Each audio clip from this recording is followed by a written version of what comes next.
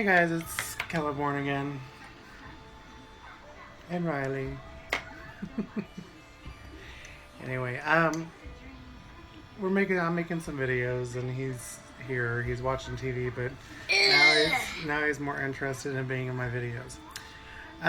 So this is another herbal episode. I know that I noticed that I made I made one that I've already made before, so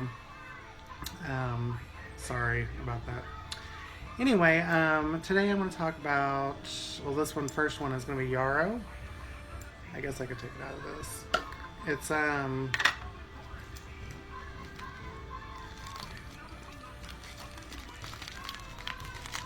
it smells really good. Smell it? What does it smell good? What's it smell like? What does it smell like to you? Oh, that really does smell good. Does it smell like tea? What? Does it smell like tea? Yeah. Okay, so this is what it looks like. No, you can't see on the camera. That's me. Yeah, you really can't see it on the camera, but I anyway, Yarrow also goes by All Heal, Angel Flower, Bad Man's Plaything. Hey, William. We're not done with we're not doing those yet. We're not doing those yet.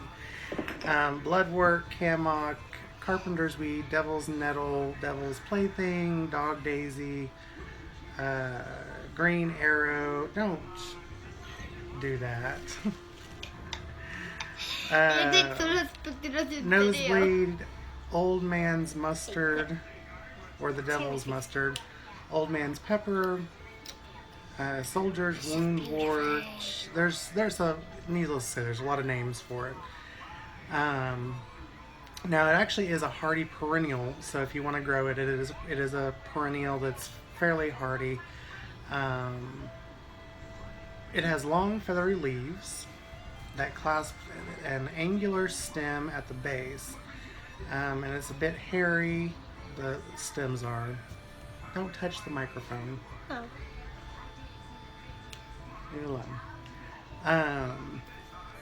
It usually flowers around mid-spring, and it continues flowering usually through autumn. And the flowers are what you would normally harvest. Oh, it's foxy. Huh? What does the fox say? What does the fox say? I said, oh, what does the fox say? I don't know. No. Anyway, the flowers are very small, and they look similar to miniature daisies. And they come in different colors. The normal color is What's this made out of? yellow. That's the most common. But there is. What it's made of? Where's your soda? Is it over there? Okay. Anyway, so they are most commonly yellow. That's the most common. It does go to actually deep burgundy are the color ranges. Sometimes it can be confused with Queen Anne's lace or wild carrot.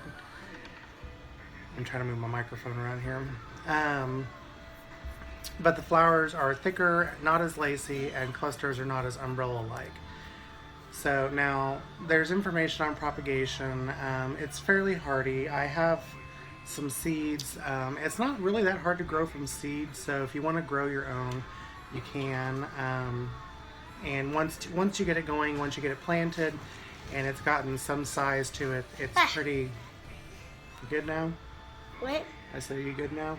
Yeah. Once you get some size to it, it's a pretty hardy plant. Let's see.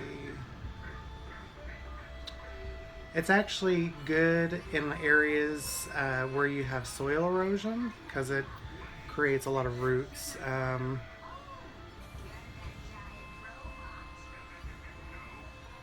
And chances are, if you have a large plot of land and you have a lot of wild plants growing, chances are you've already got some growing anyway.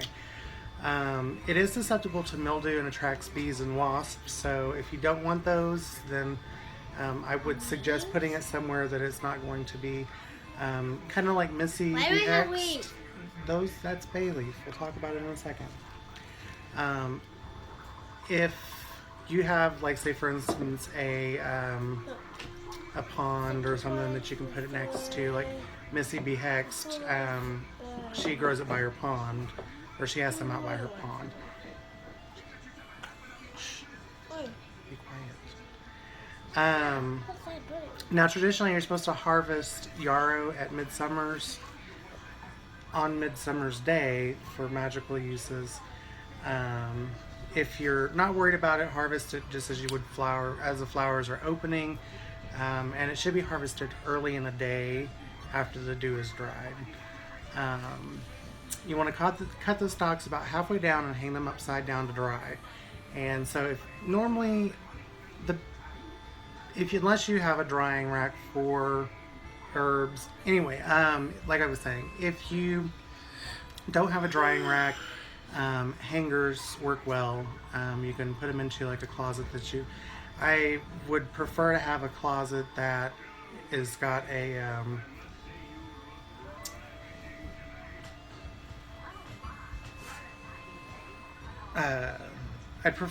I wish I had a closet that I could put it into that has a door that I could put a dehumidifier into. If you have an extra closet, that's an easy way to dry herbs, is to hang them from a hanger, put like a little wire wrap around the bottom or something, twisty tie, whatever. Hang them on a hanger and put them into the closet to dry. You want to put it in a dry, dark area so that it doesn't mildew and doesn't mold. So that would be ideal, to have like a little dehumidifier in there so that it helps dry them out. Okay, sorry about that. The Achilles was taught by, I'm guessing it's Charon, the centaur, to use yarrow to treat wounds of the soldiers. For centuries, soldiers carried yarrow in war for this reason. That's one of the reasons it's one of the names of it's called is All Heal. It helps to heal wounds and such. Now, during the Middle Ages, it was actually purported to be used to be able to assist in both summoning the devil and driving him away. It was used in complicated Christian exorcism rituals. They've actually found some yarrow that was the pollen from yarrow that is 60,000 or more years old in a Netherlands burial area. In the Victorian language of flowers, yarrow can mean both war and healing. So that's just a little folklore and history on it. Harvesting, like I said, you want to pick young leaves as they appear for eating, if you're going to eat them. The flower heads can be picked in full bloom and hung upside down to dry. Household uses, it keeps its color and shape well when dried and looks great in arrangements. If you want to use it in arrangements, you can add yarrow leaves to your compost pile to get it going. I'm guessing that they start to compost faster. And that's me messing with the microphone now. Okay, so now the magical attributes to it. Yarrow is associated with Aphrodite and Hermes and the horn god, as well as the hero Achilles, and it's ruled by Venus and the element water, and it is associated with the 7th chakra. So if you're focusing on the 7th chakra, that's something that you can use in, say for instance, a dry incense. You can put some onto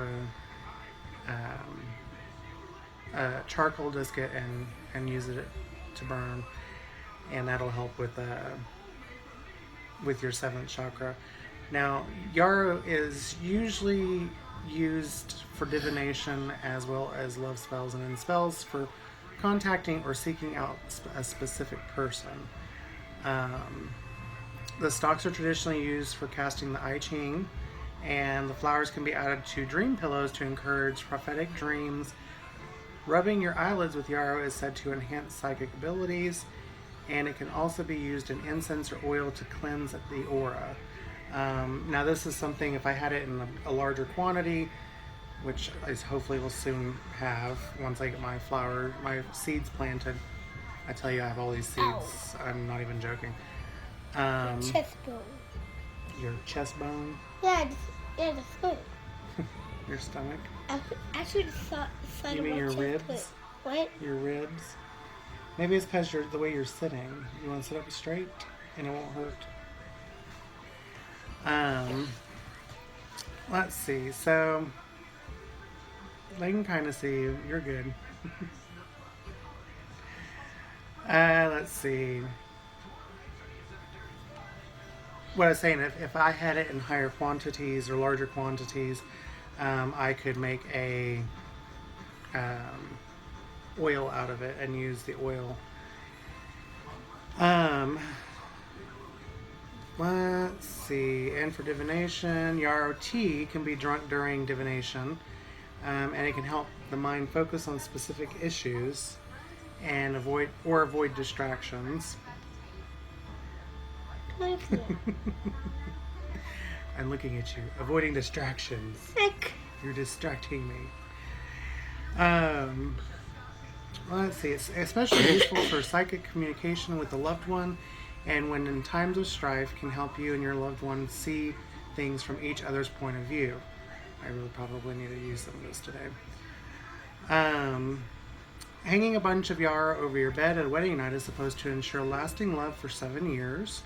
Adding it to the bouquet of garlands worn by bride or groom serves the same effect. And back in the day, hanging a bunch of yarrow over a cradle was said to protect a baby from witches trying to steal its soul. Let's see. It can also be used as a charm for pregnant women. You want to keep it on the right side to have an easy labor. Yarrow strewn across thresholds will prevent unhelpful spirits from entering. Yarrow can be used in sachets for love, courage, communication, and psychic abilities. Now, healing attributes, there's actually a long list of healing attributes for Yarrow.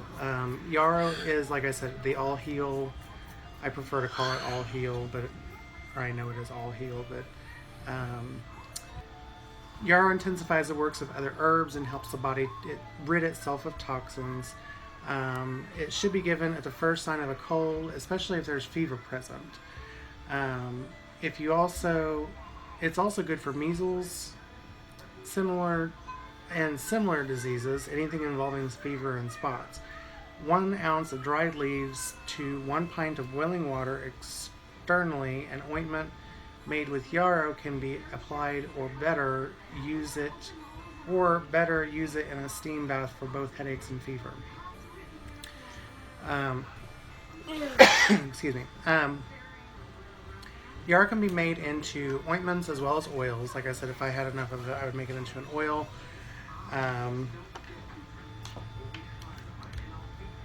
Basically, or you can use the essential oils of yarrow if you want to get the essential oils.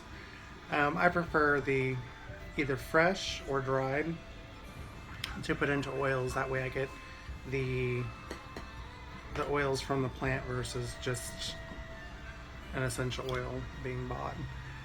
I think there's more intention that goes into it when you make it yourself. Anyway, whenever you have either an oil or an ointment that you've made, you can use it on mild abrasion, bruises. It's used as an anti-inflammatory, chest rubs to relieve congestion, and for muscle aches and arthritis. Combined with other herbs for enhanced effect, such as thyme, eucalyptus, peppermint, or hyssop, which are good to use together. It causes sweating and helps break fevers. It also is a good blood purifier, as it increases urination as well as causing sweating, both of which help the body get rid of toxins. Taken internally, it helps hemorrhage and reduces excessive menstrual bleeding, as well as easing painful menstruations. For menstrual issues, make a decoction and white wine. As with all herbs used for menstrual issues, yarrow should not be used by pregnant women.